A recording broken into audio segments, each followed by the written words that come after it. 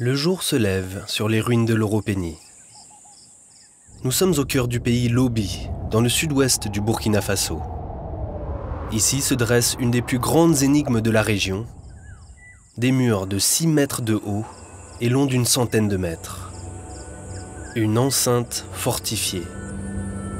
Les rares témoins d'une civilisation disparue depuis des siècles.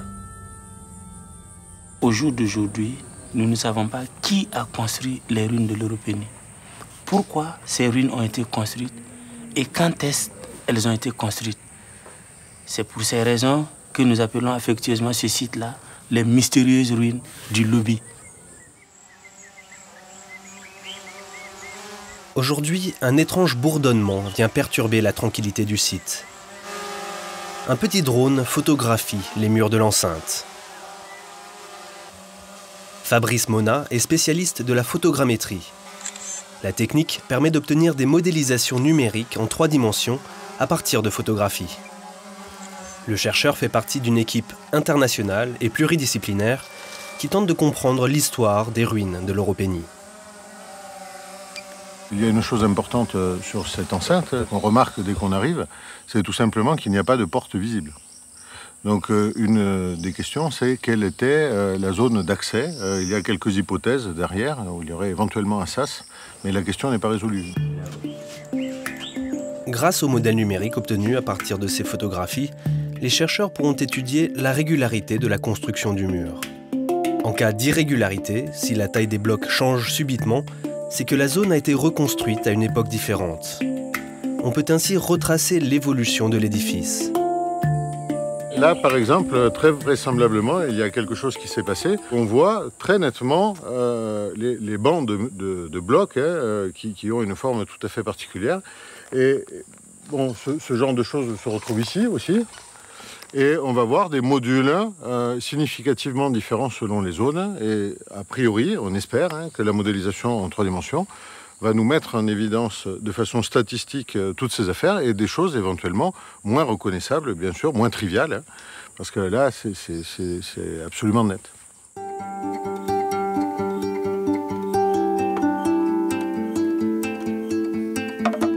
En 2009, le site est classé patrimoine mondial de l'UNESCO.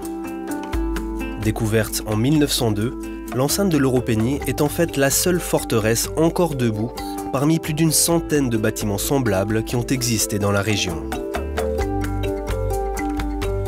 C'est en 2015 qu'une collaboration est lancée entre chercheurs français, burkinabés et même ivoiriens. Des étudiants des universités de Ouagadougou et Koudougou sont également recrutés pour fouiller ce site et tenter de comprendre la civilisation florissante qui dominait cette région et qui a disparu sans laisser la moindre trace écrite. Ce genre de construction nécessite une forte main-d'œuvre et un pouvoir centralisé pour pouvoir coordonner les hommes. La première question, c'est savoir si c'est défensif ou alors si c'est ostentatoire. Est-ce que c'est pour montrer un pouvoir? Là encore, on n'a pas vraiment la réponse. Ne sachant pas quelles sont quelle est la population qui a construit ces ruines, on ne sait pas quelle était son intention. 2 hypothèses se dégagent déjà pour expliquer cette richesse apparente. Une activité liée au commerce de l'or ou au commerce des esclaves. Quant à savoir s'il s'agissait d'un abri temporaire ou bien un lieu de vie permanent, c'est en creusant que les archéologues obtiennent un début de réponse. Première grande surprise, la fouille révèle une forte concentration de murs qui délimitent plusieurs pièces de bâtiments. Certains se superposent, d'autres ont été repris. Ces éléments indiquent que l'occupation était complexe et dense. Une première datation d'un morceau de charbon révèle une occupation qui remonterait au XVe siècle. On observe également une étonnante abondance de céramique qui semblerait liée au stockage de l'eau. On n'a pas encore trouvé de puits pour l'eau dans les environs, encore moins à l'intérieur de l'enceinte. Donc je me dis, certainement ils sont allés chercher l'eau plus loin.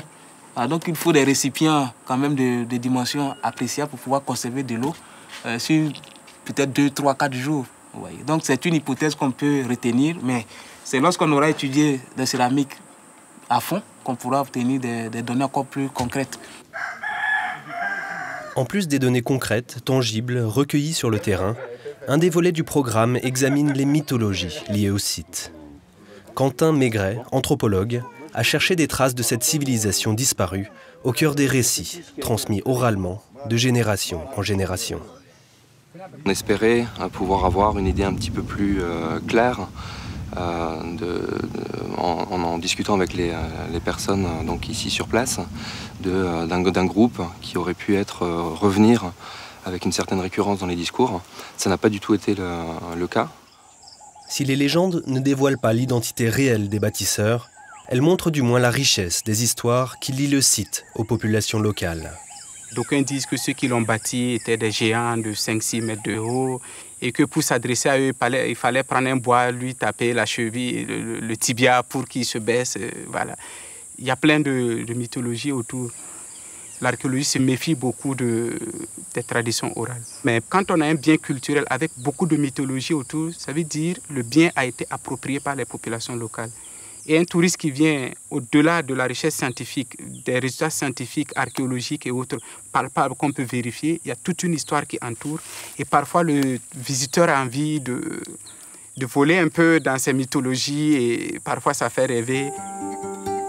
Le programme de recherche international est prévu jusqu'en 2018 avec fouilles archéologiques, sondages géophysiques et analyse des modélisations numériques.